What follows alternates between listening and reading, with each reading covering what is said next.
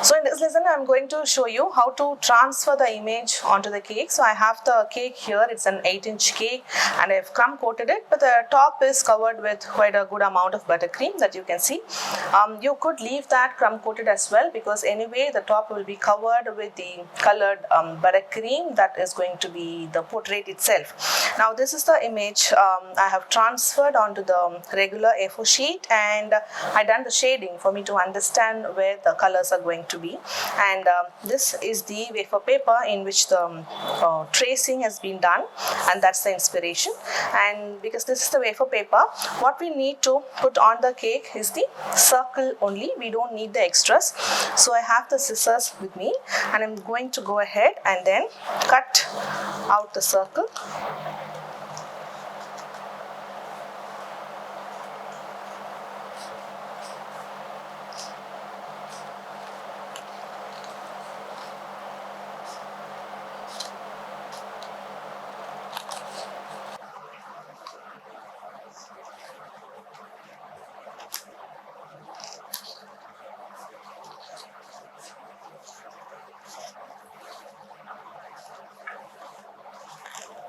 The circle could be little smaller than the cake, that is fine, but you don't want to have it bigger than the top surface of the cake. You don't want the paper to be hanging around. So this you could save it for later and you can use it for different other wafer paper decorations. You don't have to trash them. So now I have this paper cut in which the image is there, and this I'm just going to place it on the cake. I'm going to check if the size is fine.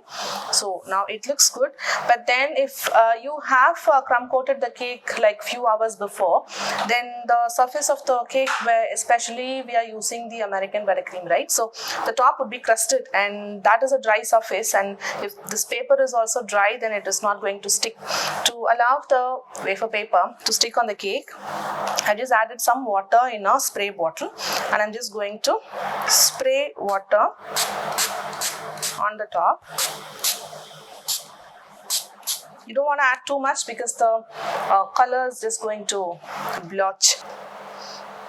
So I'm placing the image on the wafer paper. I'm just going to make sure it's stuck well and there are not any air bubbles.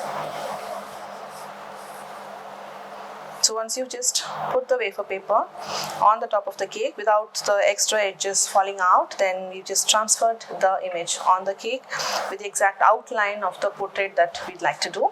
Now moving on to the next lesson, we'll start working with the colored buttercream and start painting the portrait.